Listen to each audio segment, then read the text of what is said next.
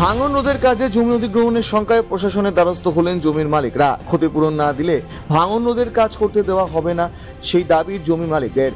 মঙ্গলবার মানিকচক ব্লক প্রশাসনের দ্বারস্থ হয় মানিকচকের গোপালপুরের শতাধিক জমির মালিকরা। মানিকচক ব্লকের ভাঙন কবলিত এলাকা গোপালপুর গ্রাম পঞ্চায়েতের বিস্তীর্ণ এলাকা।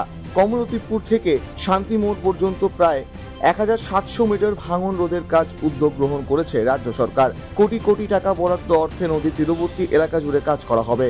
আর এমন কাজের কথা জানতে পেরে জমির মালিকরা ব্লক প্রশাসনের দ্বারস্থ হলেন। তাদের অভিযোগ, বিগত দিনে নদী ভাঙনে তাদের সর্বস্ব নদী গর্ভে তলিয়ে গেছে। যতটুকু সম্বল বেঁচে রয়েছে সেটি যাতে ন্যায্য মূল্যে প্রশাসনের তরফে দেওয়া হয়, সেই দাবি তাদের জমির উপর দিয়ে ভাঙন রোধের কাজ করা হবে, এমনটাই আশঙ্কা করছেন জমির মালিকরা। তাই জমি যদি প্রশাসন অধিগ্রহণ করে তাদের ন্যায্য মূল্য দেয় তাহলেই তারা রাজি হবেন। প্রশাসন যদি ন্যায্য মূল্য না দেয় তাহলে কাজ করতে দেবেন না বলে জমির মালিকরা জানিয়েছেন। এলাকায় প্রায় শতাধিক জমির মালিক মানিকচক ব্লক প্রশাসনের কাছে জমির যাবতীয় তথ্য দাবি পত্র জমা করেছে। প্রশাসন যদি তাদের জমির ন্যায্য মূল্য না দেয় তাহলে অনশনের পথে নামবে জমির মালিকরা, এমনটাই বলেছেন তারা। যদিও মানিকচক ব্লক প্রশাসন সূত্রে খবর, স্থানীয় জমির মালিকদের যে সমস্ত দাবি রয়েছে সেটি খতিয়ে দেখা হচ্ছে।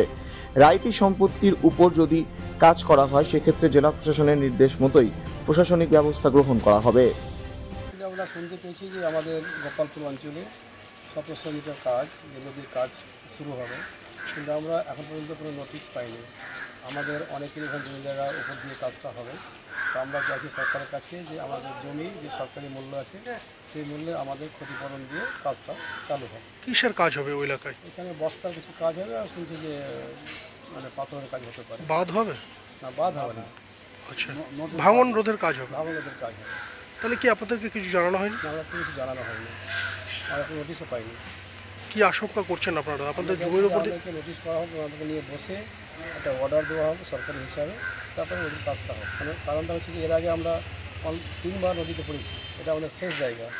এই জায়গাটাকে রক্ষা করার জন্য আমাদের কিছু নাই, তাহলে গোপালপুরের পক্ষ থেকে বলছি যে যা যা জমি পড়বে আমাকে যেন ক্ষতিপূরণটা দেওয়া হয়। কতজন গ্রামবাসীর জমি পড়ছে ওই এলাকায়?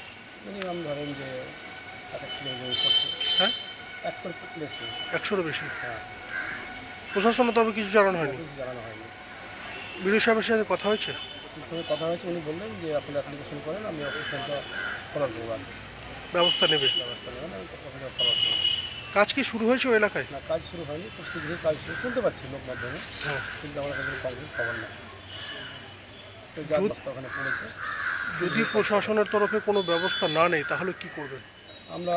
আমরা ডিএমের কাছে যাবো এবং ইরিগেশন অফিসে যাবো, আর আমরা আগে পদক্ষেপ নেব। আপনার নাম? আমার নাম মোহাম্মদ শাফি কামাল। হ্যাঁ, আমাদের যে 1700 মিটার কাজ আমরা শুনতে পাচ্ছি লোকদের থেকে, যে 1700 মিটার কাজ হবে, সেই 1700 মিটারের মধ্যেই আমাদের জমি জায়গা এবং বাড়িঘর। ইতিপূর্বে আমাদের 3বার ভাঙনে আমরা পড়েছি, জমি জায়গা সব হারিয়েছি। এটা আমাদের লাস্ট সম্বল। এটার পরে হচ্ছে ইংলিশ বাজার, আমাদের কোনো আর জমি জায়গা নেই। এরপরে সেই জমিটা উপরে যদি কাজ হয় তাহলে জমিটা নষ্ট হয়ে যাবে, সেই ক্ষতিপূরণটা গভর্নমেন্টের তরফ থেকে আমরা চাইছি। কিছুকে জানানো হয়েছে প্রশাসনের তরফে? প্রশাসনের তরফ থেকে কোনো নোটিশ হয়নি, আমাদের কোনো খবর জানানো হয়নি। আমরা প্রশাসনের তরফ থেকে চাইছি আমরাকে অর্ডার কপি দেওয়া হবে, দিয়ে কাজ শুরু করে। আমরা কাজের করতে আগ্রহী, কারণ আমরা কাজের সহযোগিতা করব, কিন্তু আমরা পেমেন্ট নোটিশ নিয়ে কাজ করতে হবে। প্রশাসনের সাথে তো কথা হলো, বিডিওর সাথে কথা হলো, কি বললেন? বিডিও সাহেব বললেন আমি ব্যবস্থা নিচ্ছি, আমি কপি পাঠাচ্ছি ডিএম সাহেবকে।